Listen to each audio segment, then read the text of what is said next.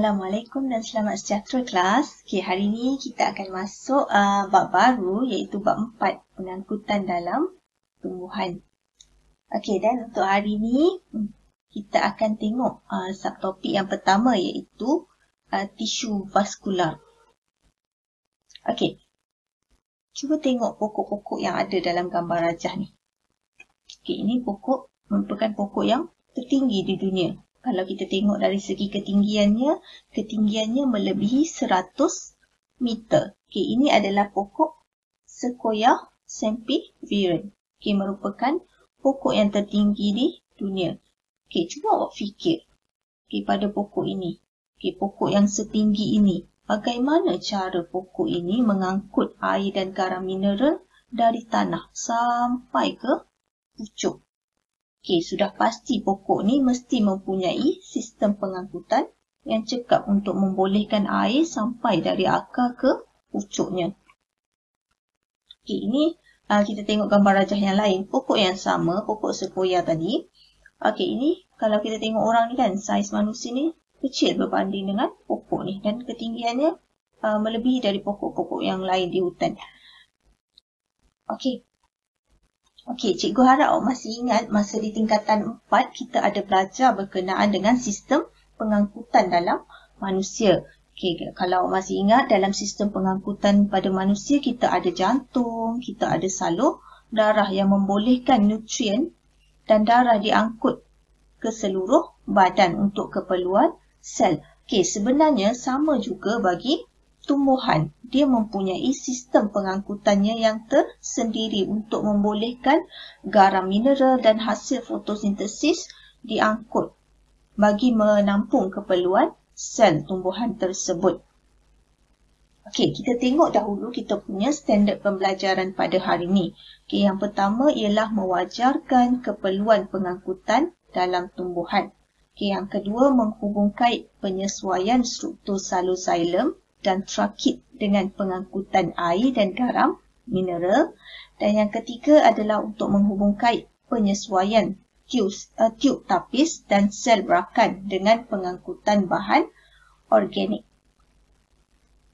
Okey, keperluan pengangkutan dalam tumbuhan. Apa pengangkutan ni penting dalam tumbuhan? Yang pertama, membekalkan air untuk fotosintesis. Okey, tanpa air, fotosintesis tak boleh berlaku. Okay, yang kedua, membekalkan garam mineral yang diperlukan untuk pertumbuhan. Okay, awak dah belajar kan dalam topik yang lepas, kalau tumbuhan kekurangan mineral tertentu, ia akan menyebabkan kekurangan nutrisi kepada tumbuhan itu sendiri. Okey, dan yang ketiga, hasil fotosintesis diangkut. Membolehkan hasil fotosintesis diangkut ke seluruh bahagian tumbuhan untuk membolehkan pertumbuhan berlaku pada tumbuhan. Okay, jadi sangat penting pengangkutan bagi tumbuhan ini untuk membolehkan tumbuhan itu dapat membesar dan menjalankan fungsinya dengan baik. Okey, tumbuhan kita boleh bahagikan kepada dua, iaitu tumbuhan vaskular dan tumbuhan bukan vaskular. Okey, untuk tumbuhan vaskular, kebanyakannya adalah tumbuhan vaskular lah. Tumbuhan vaskular ni mempunyai sistem pengangkutan. Tumbuhan yang mempunyai sistem pengangkutan. Manakala tumbuhan bukan vaskular pula adalah tumbuhan yang tidak mempunyai sistem pengangkutan. Contohnya adalah alga dan lumut. Okey, bagi tumbuhan vaskular, disebabkan mereka mempunyai sistem pengangkutan, jadi ada tisu vaskular pada tumbuhan tersebut. Okay, tisu vaskular seperti yang awak dah tahu sebelum ni, dah pernah belajar sebelum ni, ia terdiri daripada xylem dan phloem. Okay, yang mana xylem fungsinya adalah untuk mengangkut air dan garam mineral dari akar ke bahagian lain tumbuhan. Manakala phloem pula fungsinya adalah untuk mengangkut hasil fotosintesis dari daun ke bahagian lain tumbuhan. Okey, kita tengok penyesuaian struktur salur-xylem dan trakit dengan pengangkutan air dan garam mineral. Okey, cuba perhatikan gambar rajah ini. Okey, ini merupakan tisu xylem. Okey, pada tisu xylem ni sebenarnya dia ada sel-sel yang lain. Okey, kat sini yang utama adalah salur-xylem. Okey, selain daripada salur-xylem ada juga struktur trakit, gentian dan sel parenkima di sini. Okey, tetapi Salur-xylem dan trakit merupakan sel yang terlibat dalam pengangkutan air dan garam mineral. Jadi untuk hari ini kita akan fokuskan kepada salur-xylem dan trakit. Okey, selain daripada mengangkut air dan garam mineral, xylem juga berperanan memberi sokongan mekanikal kepada tumbuhan. Okey, ini merupakan struktur bagi salur-xylem dan trakit. Okey, cikgu harap awak dapat nampak perbezaan antara struktur salur-xylem dan struktur trakit ni.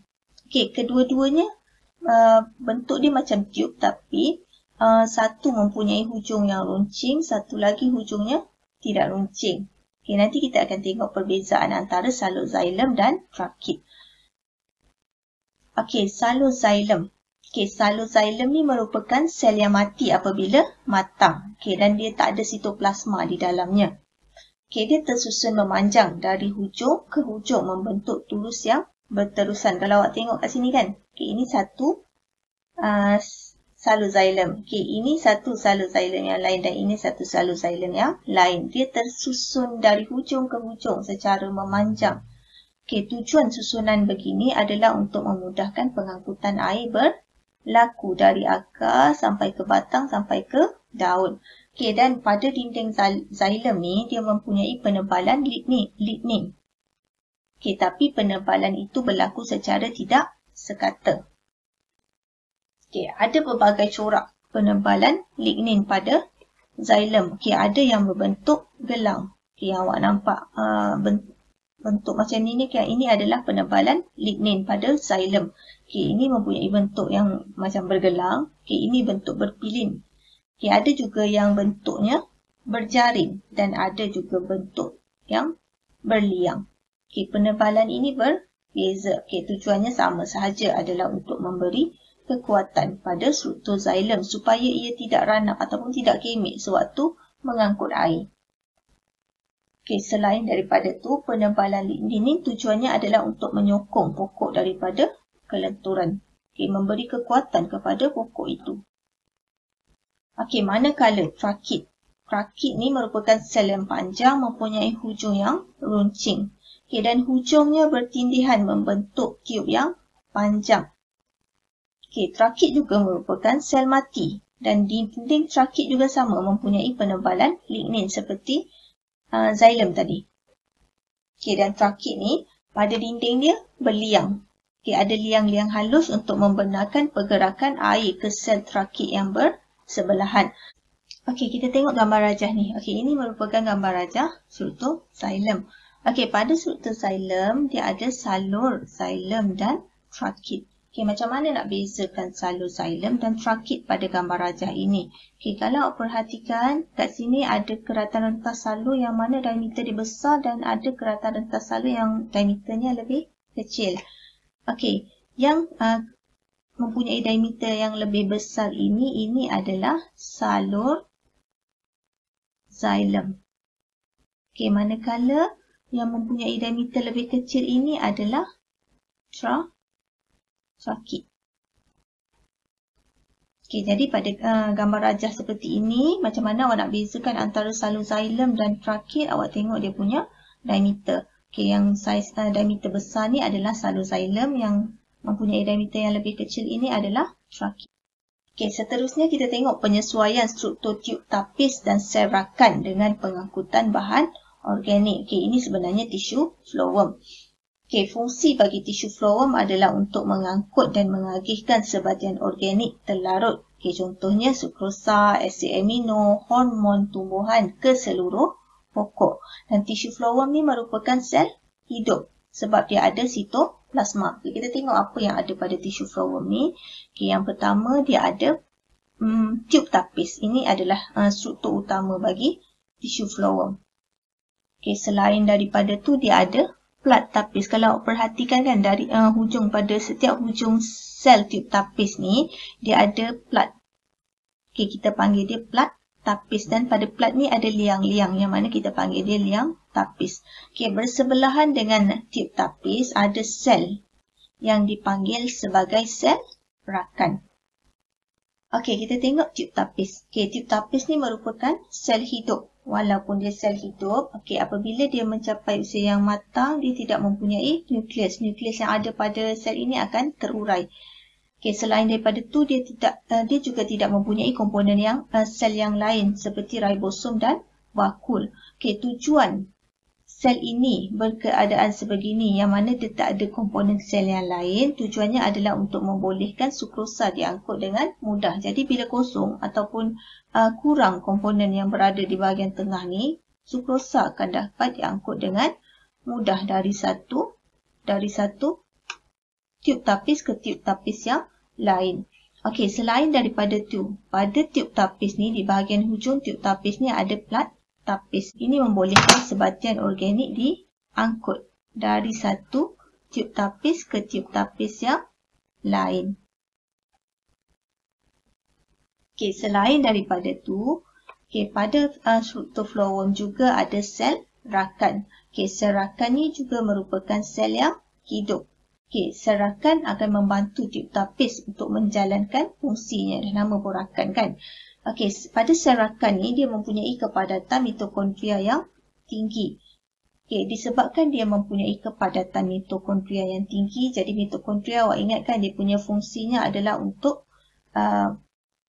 menjana tenaga, menghasilkan tenaga. Jadi sel rakan ni akan membekalkan tenaga dalam bentuk ATP untuk mengangkut sukrosa dari daun ke tiub tapis secara pengangkutan aktif. Jadi macam ni. Sel rakan ni, dia mempunyai mitokondria yang banyak. Dia mempunyai kepadatan mitokondria yang tinggi. Jadi dia menjana tenaga. Dia boleh menghasilkan tenaga dan tenaga tadi diberikan. Digunakan untuk membantu tiub tapis menjalankan fungsinya untuk mengangkut sukrosa.